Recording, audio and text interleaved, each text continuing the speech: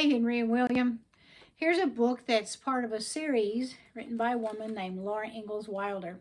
When your daddy was a little boy, we used to sit by the fire and read these books out loud. Your papa and I did. Your daddy couldn't read yet. He was just a little boy.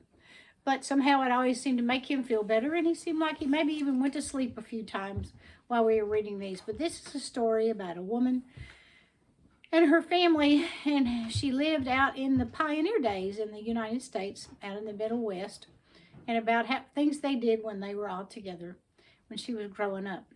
And this is about the Christmas in the Big Woods, the Little House on the Prairie series, and this is just one story from those.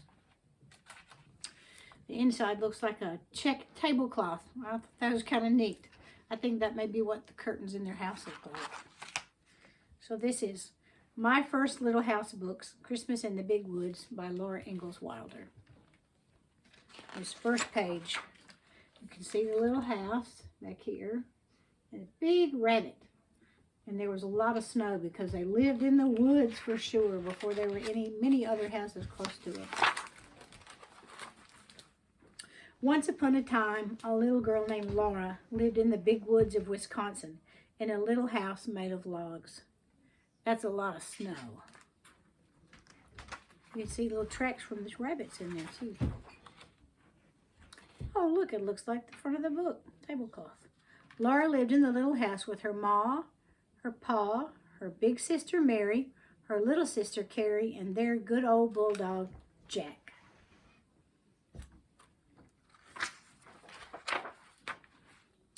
Christmas was coming, and the little house was covered with snow. When Pa came in from shoveling, he caught Laura up in a big bear hug against his cold winter coat. His mustache was covered with melting snowflakes. Bet you've seen your daddy like that, with snow on his beard. Ma was busy all day long cooking good things for Christmas. She baked bread and apple pies and filled a big jar with cookies. Laura and Mary got to lick the spoons. That's a cool thing to do.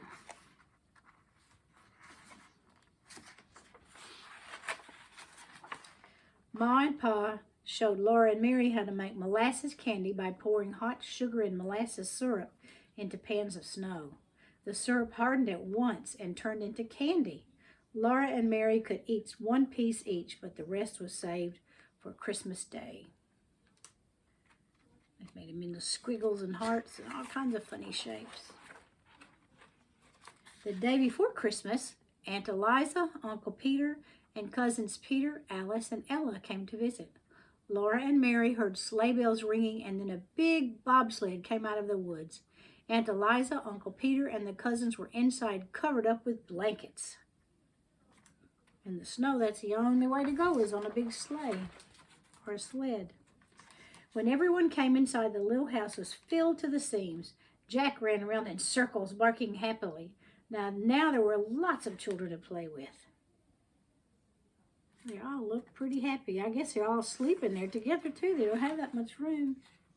Laura and Mary and the cousins put on their warm coats and mittens and scarves and went outside to make pictures in the soft, deep snow. Snow angels.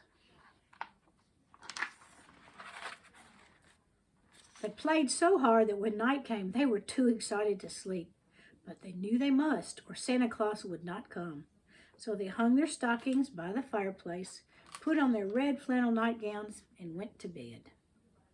All in the same place. In the morning, they all woke up almost at the same moment and ran to see what was in their stockings. In every stocking was a pair of bright red mittens and a stick of red and white striped peppermint candy. They were so happy they could hardly speak. Not many presents, but they were excited.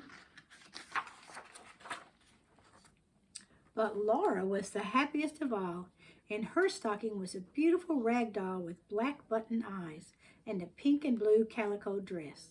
Laura named her doll Charlotte, and she let all the other children hold her. Maybe that's like your baby, William. You said you had a baby and then you had Buttercup that slept with you. For Christmas breakfast, Mom made each child a pancake man. All the children held their plates next to the stove and watched while Ma made the pancake men one by one out of pancake batter. Peter ate his up right away, but the girls ate theirs slowly to make them last. I think Jack was ready to have a pancake too. It was too cold to go outside, so the children played quietly inside. They ate their candy, admired their mittens, and looked at the pictures in Pa's big green book until it was time for the cousins to go home.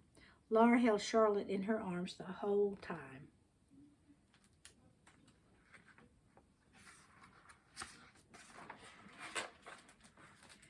At last, Aunt Eliza, Uncle Peter, and the cousins bundled up in their coats and blankets and got into the bobsled.